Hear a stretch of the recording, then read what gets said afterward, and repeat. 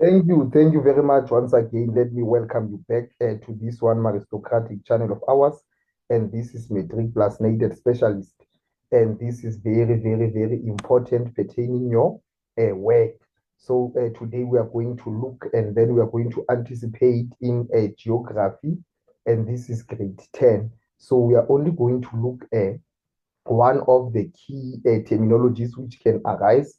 As you can see that when you are preparing for the final examination, you can be asked some of the terminologies. And for you to get the content right, you need to ensure that you are going out and you need terminologies up until to the end and take some notes on final examination. I hope I see you also in grade 11. And then we talk about now number one, terminology, as we have listed, except of geomorphology, physically have formed them. So we are saying that the geomorphology, this is the answer, the volcano now, and it's still, then when we're talking about the unfold of the mountain, remember that so our in terms of the dominance. And then we are saying we are having the bathyry, we are saying this is the very large igneous intrusion, a crust, the earth crust. Remember that the earth, it is having layers. We have learned the mantle, the crust, and some other labeling. So we are saying that it forms there on the crust. Number 5, we have the block mountain or the horst. We are saying that is the block of the land uplifted between two parallel faults, right? And then we are having number 6, the butte, small top that is eroded from a mesa. Remember that we have studied also those particular structures. 7, the cinders. What is the cinders? These are the fine fragments of the hardened lava. Remember that the lava with the hardened acid erupts the continental drift. Please take note. And that this is the theory, and that the continents were one land. We are saying that we are having the continental drift. This can be formed. So it is proven that once upon a time, the continents were congested together, but because of the human activities and of course some other, it drift further apart.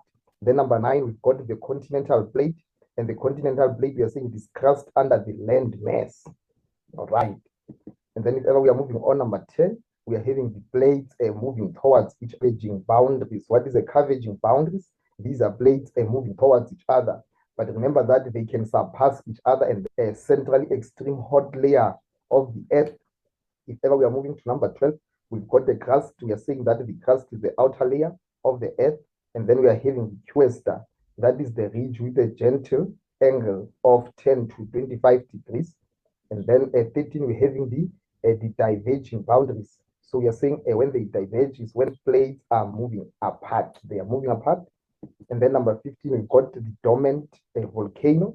We are saying a dormant volcano is the volcano that has not erupted for many years, but it is still active. Magma intrudes vertically between layers of the rock. And then we are having earthquake. That is the vibration or the shaking in the earth crust.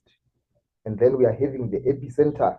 What is an epicenter? And remember that I've said that to you, epicenter, these are the points of an earthquake.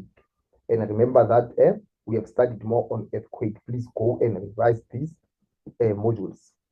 And then we are having erosion. So we are saying, what is erosion? Simple, the process of moving weathered material by wind, water, and ice. And then we are having the stopped to erupt, and scientists don't expect it to erupt ever again. And then if ever we are moving on, we are in 21. We've got the extrusive igneous rock. We are saying these are rocks forming from the lava on the earth surface of the earth. And then we've got the fault line, number 22. And the fault line is a line along the surface area of the earth where a fault has occurred. And then what is a faulting? Now remember, a faulting and a fault line, they are two different things. And faulting, these are the cracks in the comprehension forces. And then we are saying the focus. This is the point in the earth crust where an earthquake begins. Is a starting point of the earthquake. And then we are having the folding. What is the folding? In this instinct, we are given that a folding is the bending of rocks in the folds due to strong compressial forces from the side. So it means each side will have equal force, and then that will cause the rock to fold. And then we've got fossils. And remember that fossils, we are saying that these are the remains of a dead plant or animal which have been perceived in the rock And then we are having Gondwana land. This is the supercontinent. We are having the Hawksback. We are saying that is the dipping strata of more than 45 degrees that occurs on the rocks. Okay. And then when we are moving on again, we can see that we are having the tsunami in this instant. We are saying this is a series of a huge sea waves caused by an earthquake in the sea floor, deep vent, which allows the magma to rise or to crater of a volcano. Lastly, we are having what we call the weathering. And what is the weathering? And remember that this is the process of breaking down rocks into smaller stones, pebbles, and they further move to sand. Thank you very much for listening on this concept. Ensure that you know them by heart and hit the subscription button. At MATRIC+NATED Specialist, good luck on you.